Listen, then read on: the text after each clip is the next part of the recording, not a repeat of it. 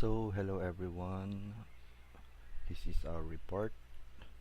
So, we are tasked to report about the gender inequality in marriage and criminal laws.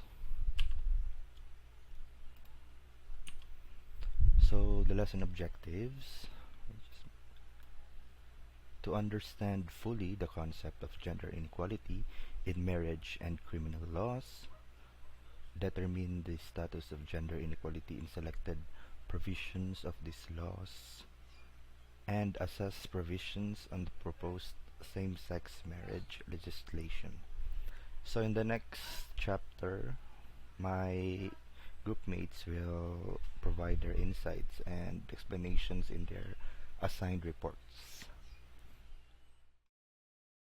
So, good day everyone. Today I'm honored to present a comprehensive report on a topic that is vital to the fabric of our society. So, marriage. What is marriage?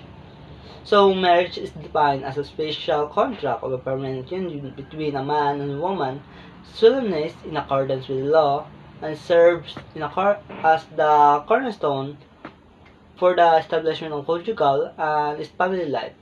So, it's not only cornerstone of family, but is also considered sacred and profound cultural, social, and legal consequence. To begin, unraveling the complexity of this organization, we shall define important terminology that will feed the way for our deeper understanding. Let us begin by delving into the definition of phrases relevant to the marriage debate.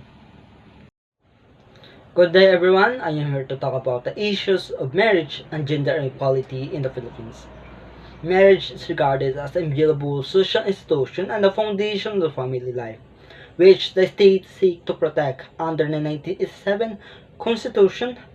It is stated marriage as an inviolable social institution is the foundation of the family and should be protected by state by Article 15, Section 2. So, according to the Family Code, marriage is defined as a special contract of the permanent union between a man and a woman entered into in accordance with the law for establishment of conjugal and the family life. Article 1 by Article 1 in the Family Code of the Philippines. However, various personal law in the Philippines reflected inequality in their provision. Apart from martial law, I will highlight some of these issues in our report. So, as we seen on this slide, crimes that pertain only to the women are adultery. Article 333 or Revised Penal Code and the concubinage Article 334 of the Revised Penal Code. This presents a picture of gender inequality and particularly in the criminal justice system.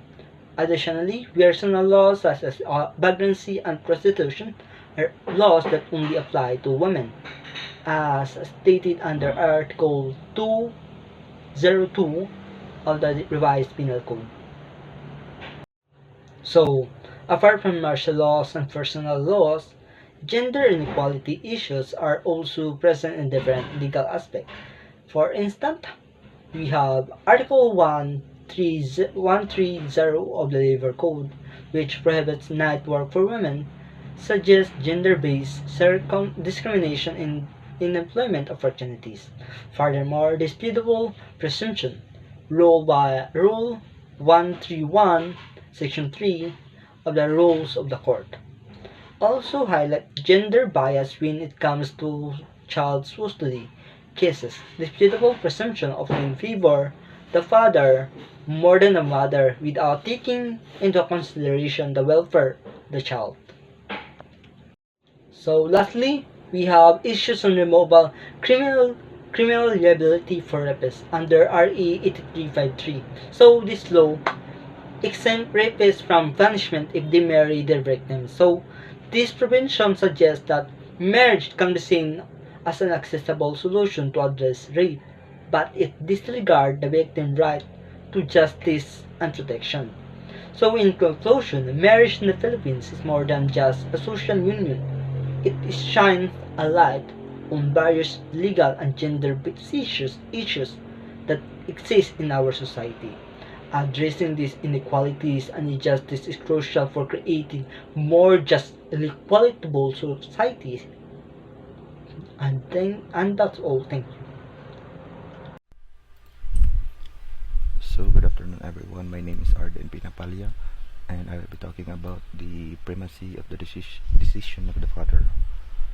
So in this chapter, we will talk about the Article 14 of the Family Code of the Philippines, also Article 96 and 124 of the Family Code of the Philippines, also Article 211 and 225 of the Article Family Code of the Philippines. Next, so Article 4, in case either or both of the contracting parties not having been emancipated by a previous marriage are between the ages of 18 and 21. So they shall be, in addition to the requirements of the preceding articles, and exhibit to the local registrar and the consent to their marriage of their father, mother, and or a surviving parent or guardian. And in order for them to be mentioned, such as consent shall be manifested in writing by the interested party. And also, this person is the one who will appear before the local civil registrar or in the form of an affidavit made in the presence of two witnesses and attested before any official authorized by law. And they are the one to administer the oaths. So the personal manifest and the affidavit, if one executed instead, shall be attached to said applications. So, ang pasabot ani is, according to Article 14 of the Family Code of the Philippines, if either or both individuals are intending to marry, are between the ages of 18 and 21, and have not been previously married, so they must fulfill the additional requirements, and in addition to the conditions outlined in the previous articles, they must present to the local civil registrar and provide a written consent for their marriage. So this consent can be provided by the father, the mother, the surviving parent, and the guardians or any individuals before the local civil registrar to manifest in this consent in writing. So alternatively, the consent can be form of an affidavit made in the presence of two witnesses and attested before any official authorized by law. And the personal manifestation of the affidavit is used and will be recorded in both applications for the marriage license. The Article 96 of the Family Code of the Philippines, the administration and enjoyment of the community property shall belong to both spouses jointly. In case of disagreement, the husband's decision shall prevail and subject to recourse to the court by the wife for proper remedy. So, which must be availed of within 5 years from the date of the contract implementing such decisions. So, ang pasabot lang gid ani is from the Article 96 of the Family Code of the Philippines, kay state that the management and benefits of the community property are shared jointly by both spouses. However, in the cases of disagreement, the husband's decision takes precedence or ang mangunguna gyud, and nevertheless, the wife has the option to seek recourse through the court for a proper remedy. So it's important to note that the wife must avail of this remedy within 5 years from the date of the decision and ang katong pag-implement.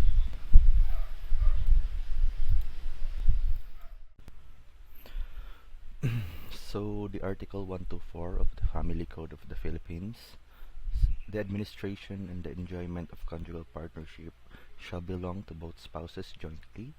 In case of disagreement, the husband's decision shall prevail, subject to recourse to the court by the wife for proper remedy, which must be availed within the 5 years from the date of contract implementing such decision.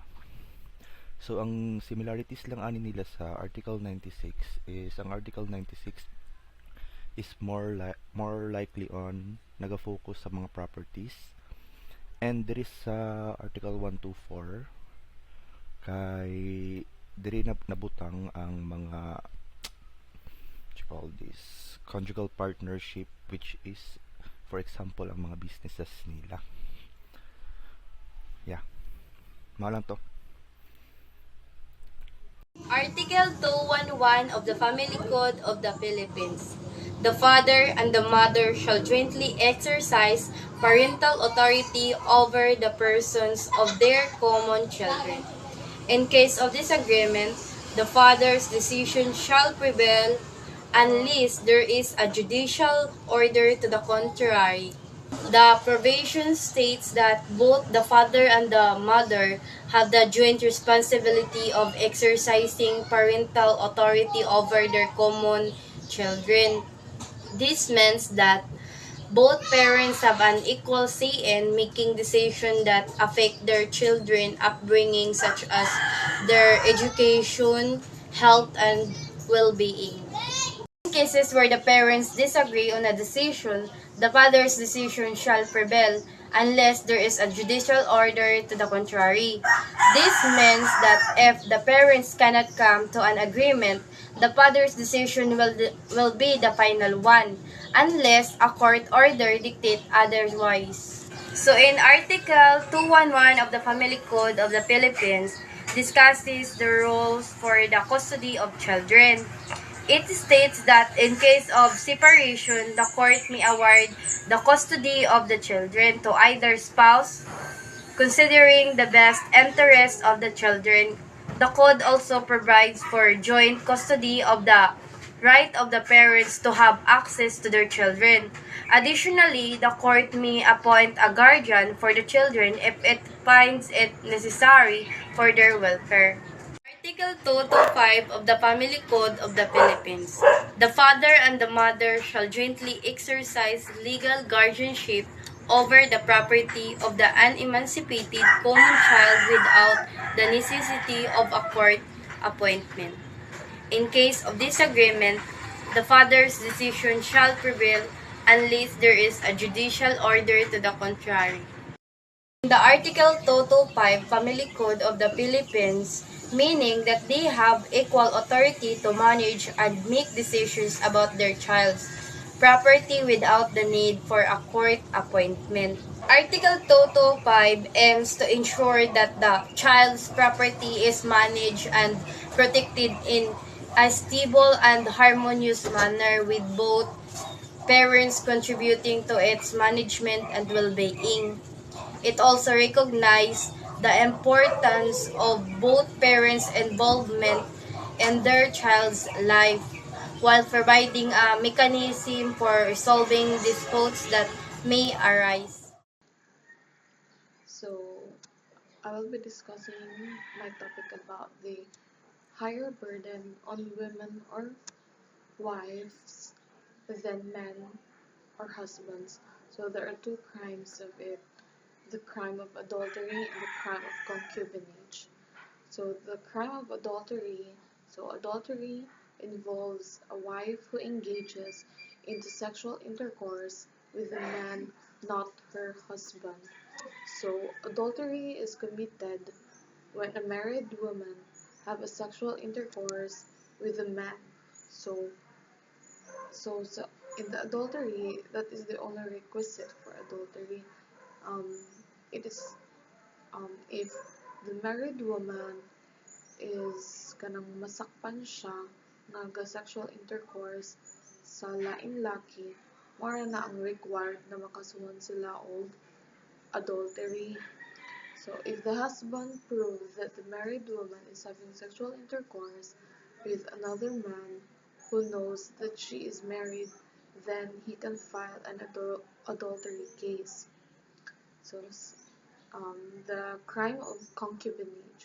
So, while for concubinage, the requisite for it is the husband shall have a mistress in the conjugal dwelling, so meaning within the marriage he has a mistress, and and they had sexual intercourse that is scandalous, meaning the viral, and also with a woman, his wife, um, not his wife, and and of course not his wife, and the cohabit her in other place. So, cohabit means giplace or gipapuyo siya sa husband sa lain nga lugar while ang husband siya ang gabayad. Um, para maka-file jud ang wife o concubinage sa iya husband, kailangan dapat natong three reasons. Kailangan ang moto ang requisite na maka-file ka sa imong husband og concubinage. Dapat ang i-prove jud sa wife is nagbinuang jud ang iya husband before siya maka-file og case. So imagine adultery case is one lang ang requisite for the husband maka-file dahin siya og adultery sa wife. So if ever na ma-prove niya na naay sexual intercourse with another man iyahang wife, while sa wife na case tulo ka tulo ka requisite tulo ka requisite ang kailangan before ka maka-file og concubinage sa imong husband. Dili sapat na nag-intercourse sa iya bana sa lain, dapat ang tulo jud ang makuha nga reason para maka-file ka og concubinage sa imong husband. So, the penalty of imprisonment is imposable on paramour in adultery. The penalty of disterio or banishment falls on all concubine. So, the penalties in adultery, the imprisonment of range is 2 years, 4 months, and 1 day to 6 years. So, ang sa concubinage kay imprisonment ranging from 6 months and 1 day to 4 years and 2 months. Um, um, so, diri pa lang naanay inequality. Dili kung mas lala ang sa babae or sa wives kung makakommit siya og kanang adultery kaysa sa concubinage. Um,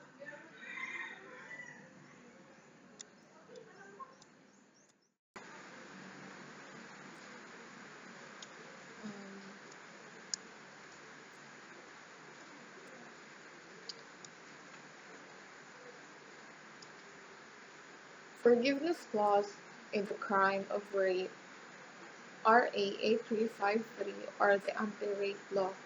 So before we proceed to the main topic, so rape is a crime and it has always been a gravely intolerable act in our society.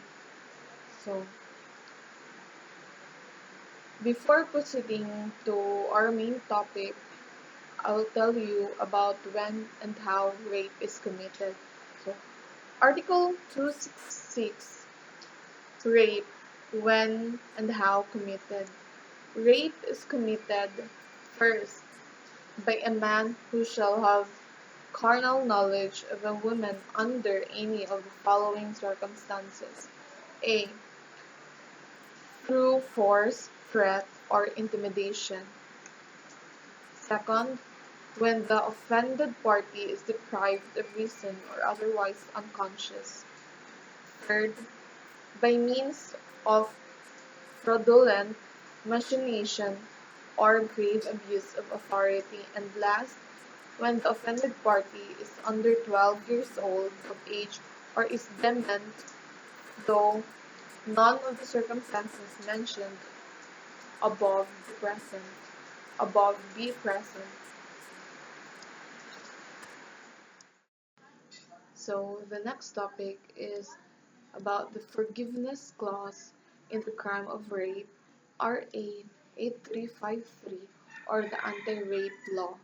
So this clause contains that can easily exonerate the offender and can further endangered the victim. So, in the law, it was stated that subsequent valid marriage between the offender and the offended party shall extinguish the crime, action, or penalty imposed. So, according to that clause, pag magpakasal ang offended party and the offender is ma-extinguish na ang crime or mawala na siya and dili siya maka-impose og penalty sa perpetrator. So this gives an easy way out of the offender, which in effect does not bar him from committing the crime and with the stigmas surrounding rape victims na ma-blame pa sila, maguba pa ila reputation, some victims would be forced to compromise and magpakasal na lang after samot nag-influential ang family sa offender. Rape could also happen between married couples. It is tagged as marital rape. It is the act of intercourse without the consent of the one spouse before marital rape is just reduced into away mag-asawa, but it is considered as domestic violence and sexual abuse, and the offender can be legally liable. Very Consent is very important even between married couples. Marriage doesn't mean you are giving up the rights to decide for your own body. You have the right to say no even na og kasal mo. But according sa forgiveness clause, pag na-forgive na ang husband sa wife, mawala na ang crime. This perpetuates violence under the guise of marriage, which can continue these kinds of abuses for a long period of time. More likely is maging abusive na ang relationship, matoxic na, pag ipalampason rajud na nimo. And if you notice, presumed na ang husband ang perpetrator sa law. Wala nakabutang na ang wife ang ni-rape sa husband.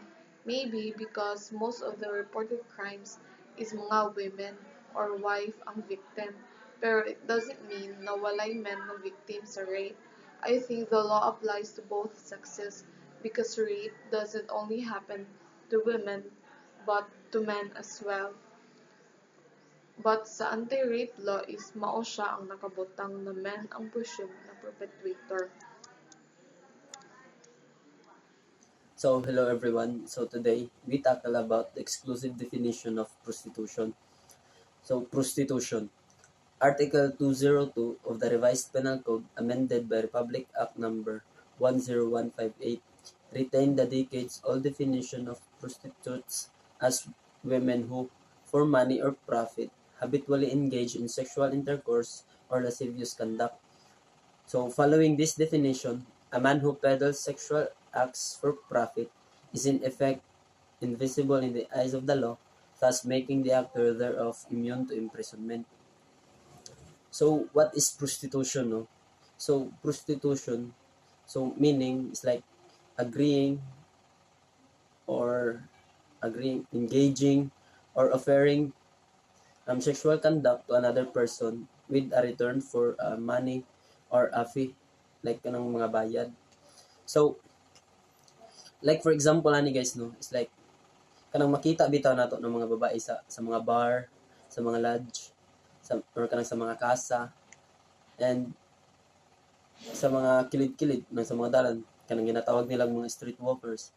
Pero sa ato ginatawag din sila mga bayaran bitaw, mga babae bitaw nga hilig magpakuha, hilig kuha ng ila pagkababae para lang makakwarta. So, kani sila ginatawag ni sila mga sex workers, but sa ato ginatawag ni sila mga bayaran. So, and a man